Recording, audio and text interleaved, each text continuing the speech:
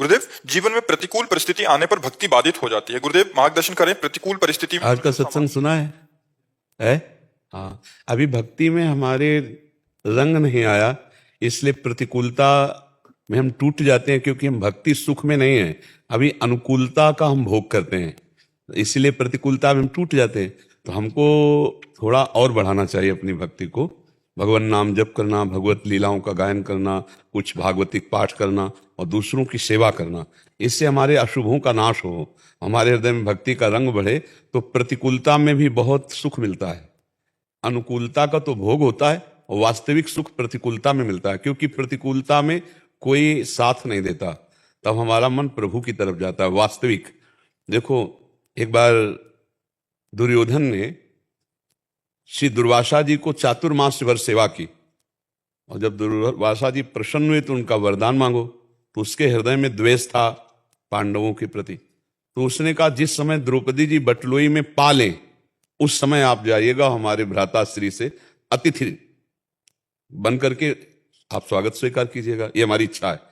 अब इस इच्छा में रहस्य क्या था कि जब द्रौपदी जी पा लेती हैं बटलोई में, तो फिर उनके पास कोई उपाय नहीं रह जाता है, क्योंकि सूर्य भगवान के द्वारा बटलोई जो मिली थी उसमें वरदान था, जब तक द्रौपदी जी नहीं पालेंगी तब तक कोई भी आवे, शास्त्रों लोग आवे, जो चाहोगे वो बटलोई से प्राप्त हो जाएगा। दुर्योधन ने जानबूझकर इसीलिए मांगा कि हजारों शिष्य हैं, जब जाएंगे अतिथि सत्कार नहीं होगा तो श्राप दे देंगे, वो लोग नष्ट हो जाएंगे। लेकिन जिसके हृदय में भगवान का भरोसा है, उसे कोई दुख, प्रतिकूलता, साप, ये सब कुछ नहीं व्यापते हैं।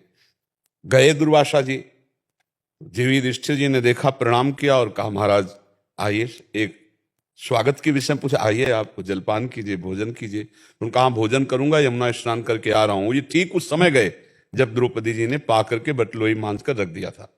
ध्यान के द्वारा देख करके दुर्वासा जी गए थे। युधिष्ठिर जी ने द्रौपदी जी से पूछा कि बटलोई मांझ दी, प्रसाद पा लिया? उनका हाँ, मांझ कर। वो बेहोश होकर गिर गए कि अब क्या होगा, इतने वो क्रोधी ऋषि हैं, किसी किसी का स्वभाव होता है। बोले वो साफ ही दे देंगे। द्रौपदी जी ने उनको जागृत किया और कहा, आप क्यों मूर्छित हो गए? तो उनका, बटलोई में जब आपने पा लिया तो आप कोई उपाय रह नहीं गया, और इतने बड़े ऋषि और सब महात्माओं के साथ आज मैं मारा गया, अब वो निश्चित साप दे देंगे, और मुझे पता है दुर्योधन ने षड्यंत्र रचा है, उनको इसीलिए भेजा है।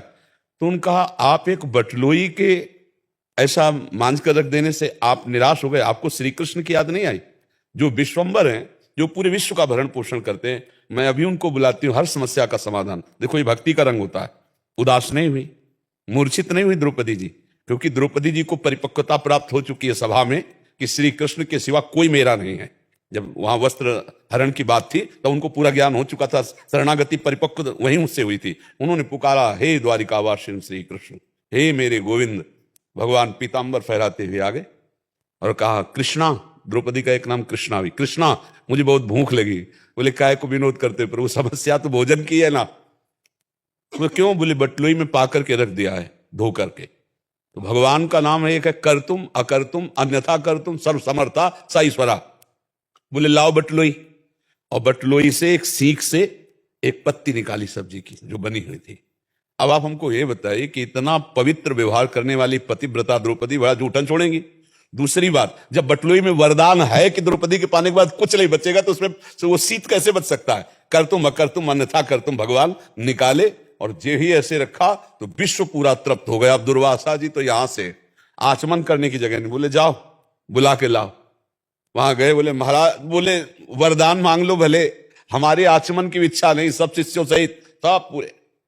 तो हमारी समस्या तब तक रहती है जब तक हमारा भगवान पर भरोसा दृढ़ नहीं रहता, नहीं तो हर विपत्ति हमारे लिए भगवान का प्रेम प्रदान करने वाली बन जाए। बोलो, ऐसा संसार में कौन है जिसके जीवन में दुख ना आया हो, विपत्ति ना आई हो?